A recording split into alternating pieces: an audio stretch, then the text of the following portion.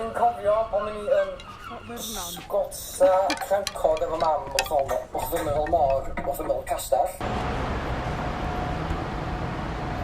We'll try to get sorted out for tomorrow.